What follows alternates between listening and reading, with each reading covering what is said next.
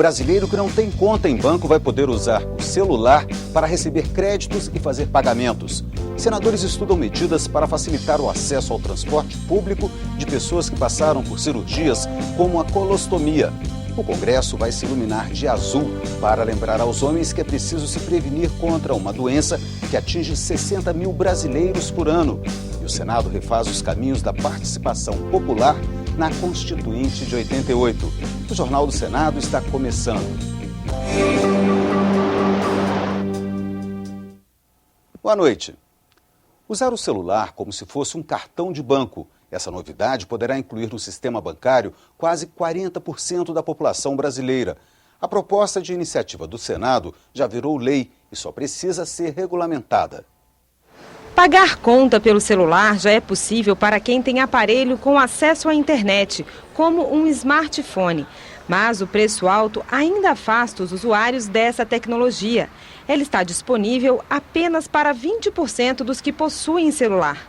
Para a maioria, fazer um simples pagamento pode dar muito trabalho, ainda mais se a pessoa não tiver uma conta no banco. Conta de telefone, tem que ir na lotérica para pagar, é complicado, de vez em quando a fila tá grande. Sair de casa para ir em um caixa bem longe, aí fica ruim.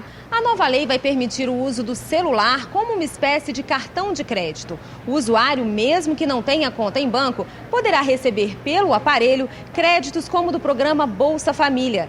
E também pelo celular vai ser possível fazer compras e pagamentos, um sistema parecido com o do celular pré-pago.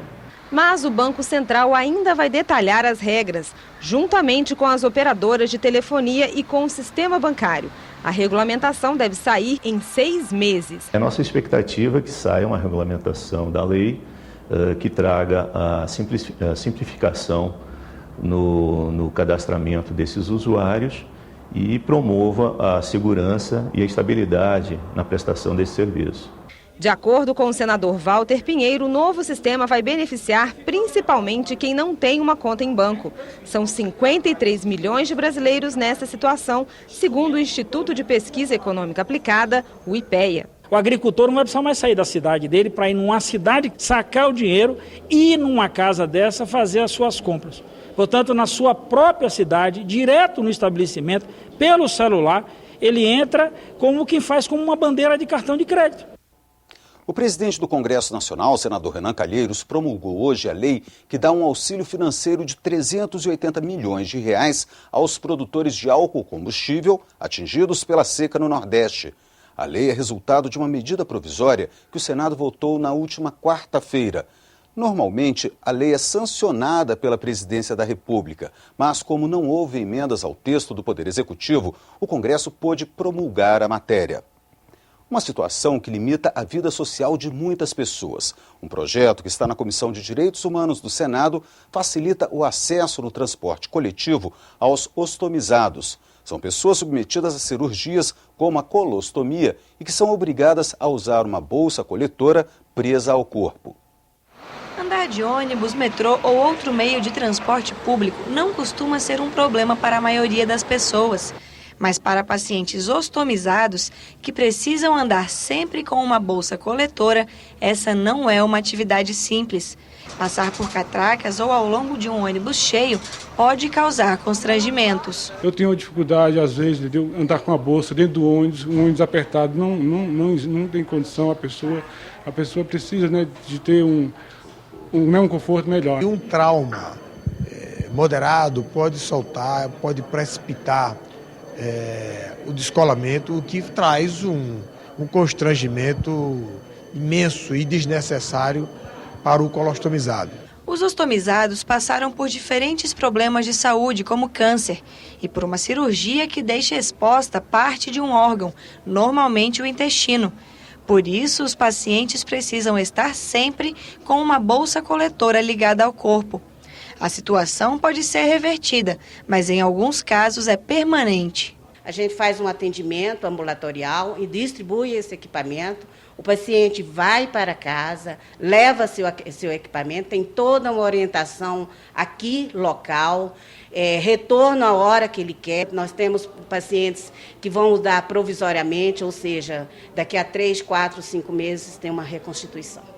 Um projeto em análise no Congresso tem como objetivo facilitar a vida dos ostomizados. A proposta permite que eles não passem por catracas nos meios de transporte público. No metrô, por exemplo, eles teriam um acesso especial. Nos ônibus, eles poderiam entrar pela porta da frente, sem precisar passar pela catraca.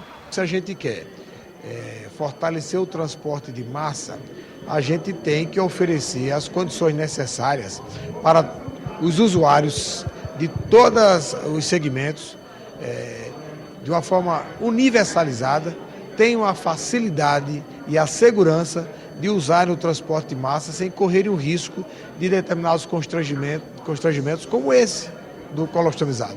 A bibliotecária Núbia dos Santos teve câncer de intestino e passou por uma colostomia.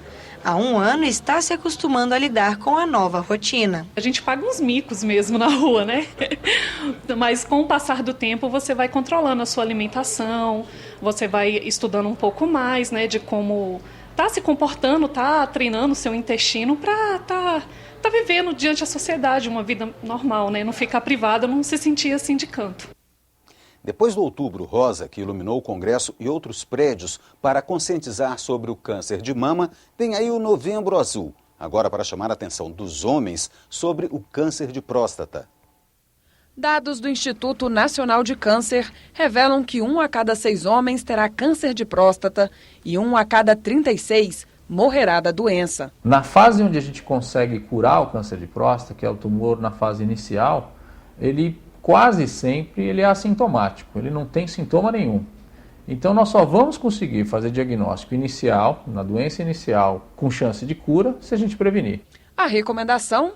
Que todos os homens a partir dos 45 anos de idade façam o exame de próstata anualmente, que inclui o toque retal, considerado indispensável por especialistas. Infelizmente, ainda a gente se depara muito com o preconceito do homem em relação ao toque retal. O homem não tem o hábito de vir preventivamente ao urologista. É muito importante que a gente realmente mostre aos homens que eles têm que se cuidar, tanto ou igual às mulheres. Para chamar a atenção dos homens e incentivar a prevenção da doença, a Austrália criou há 10 anos o Novembro Azul. O Congresso aderiu à campanha, apoiada no Brasil pela Sociedade de Urologia. O prédio vai se iluminar de azul e será realizada uma sessão solene para debater o tema, marcada para segunda-feira. A iniciativa foi da senadora Ana Amélia. Na média, os homens têm um cuidado maior com o seu automóvel, porque levam para revisão a cada mês e não cuidam da sua saúde, como esse exame preventivo da próstata. Tratado preventivamente, o câncer de próstata tem solução e pode ter cura, e, sem dúvida nenhuma, dizem os especialistas. A sessão para debater o câncer de próstata começa às 5h30 da tarde de segunda-feira. Em seguida, por volta das 7h30 da noite, o prédio do Congresso ganhará a iluminação azul. A TV Senado vai transmitir ao vivo. Uma das marcas da Constituição brasileira, que em outubro completou 25 anos, foi a participação popular. Em 1986, o Senado incentivou os brasileiros a escreverem aos parlamentares que elaboravam a Carta Magna. Esse é o tema de uma exposição no Senado Galeria, que a repórter Glauciene Lara mostra agora. Diminuir a fome dos brasileiros, olhar mais para as crianças carentes. Acredito que é chegado o momento de todos os brasileiros poderem participar diretamente do destino do país. Para que o Brasil consiga independência social e política, é necessário elaborar prioridades governamentais. Clélia, Ouro Preto do Oeste, Rondônia. Armando, de Porto Alegre, Rio Grande do Sul. Os personagens desta exposição, em homenagem aos 25 anos da Constituição brasileira, não são os parlamentares constituintes, são os milhões de brasileiros que ajudaram a construir o texto da nossa Carta Magna. Foram 12 milhões de assinaturas em apoio a 122 emendas populares e 72 mil cartas enviadas ao parlamento. Trechos de algumas delas estão expostos aqui no Senado.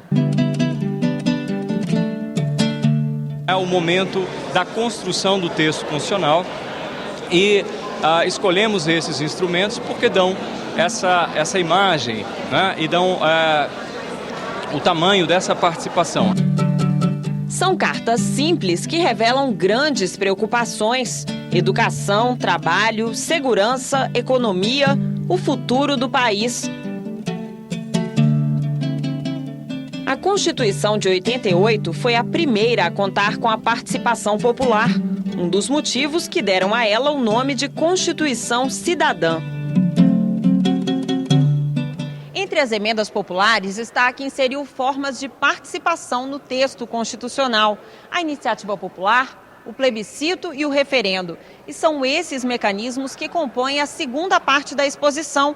Ela mostra como se deu a participação nos últimos 25 anos, por esses meios tradicionais e por novos instrumentos, como a ouvidoria, a Comissão de Legislação Participativa, o portal E-Cidadania, o Alô Senado e o portal da Transparência. Alguns desses mecanismos facilitados pelas novas tecnologias. São projetos bastante interessantes que utilizam a tecnologia hoje à disposição para possibilitar essa participação popular.